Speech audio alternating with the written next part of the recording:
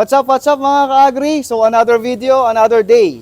Samahan nyo ako dito sa ACC Metalcraft. This is your admin and ito po yung ating YouTube channel, ACC Metalcraft TV. So today, i-feature ko lang po itong ating 4-wheel drive mini tractor.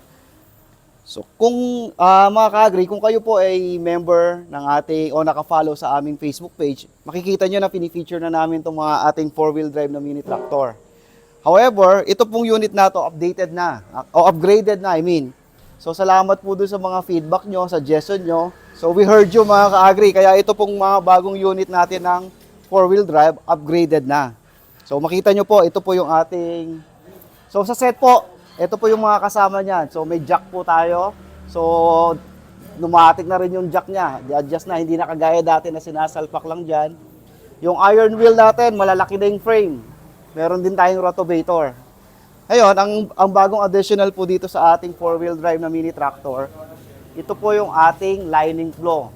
So, na-adjust po yan. So, iikutin nyo lang to, bababa yan. So, yan po yung isang mga feedback na sinasabi ng ating mga ka-agri na nakapag-purchase na ng unit natin. So, suggestion nila, maglagay ng flow. So, ito po, meron na po. Same price, wala kaming binago. Upgraded na lahat yan. So, same price pa rin yung ating unit.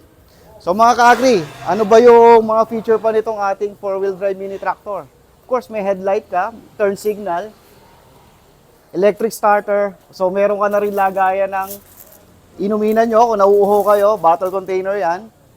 And then, may busina. Okay, may busina yan. 4-wheel drive to mga ka-agri, so meron ka rin ditong clutch. Of course, yung mga brake mo, saka yung ano mo, brake, saka yung clutch din. So, ito yung ating 4-wheel drive mini tractor mga ka-agri. So, ikot mo nga muna para makita nila. So, yung rubber tire niya, before, meron yung interior. Ngayon, solid po yan. So, 4 na gulong niya. Plus, may clutch ka rin dito. Of course, ito yung lining flow natin. Then, may busina. Mga ka-agri, electric starter. So, yan.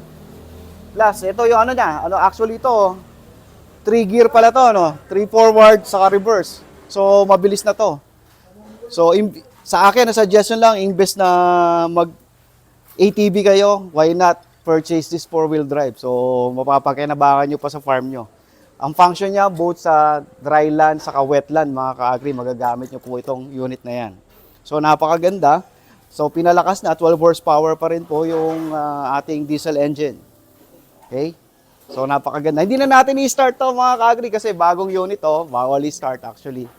So, feature lang natin. Kung meron kayong mga inquiries, feel free po to message sa ating Facebook page na ACC Metalcraft or dito mismo sa ating YouTube channel ACC Metalcraft TV. So, ito po yung ating mga implements. So, napakaganda ng mga unit. So, follow na rin kayo mga ka-agri. Kung hindi nyo pa na-follow yung Facebook page namin, ACC Metalcraft, follow nyo lang po kami para makikita nyo yung mga siniship natin ng mga units, yung mga orders natin, mga project natin, nakapost po dyan lahat. Okay? So mga ka-agri, ito po yung ating, again, 4-wheel drive mini tractor. Then yung mga videos nito, yung mga pinadala ng ating mga ka-agri na nakapag-purchase na ng unit namin, i-add ko po dito. So, panoorin nyo po dito sa mga later parts ng video na to. So, nandyan po yung paano nila gamitin to sa dryland and wetland. So, until our next video mga ka-agri. So, keep safe and God bless po sa inyo lahat. Thank you.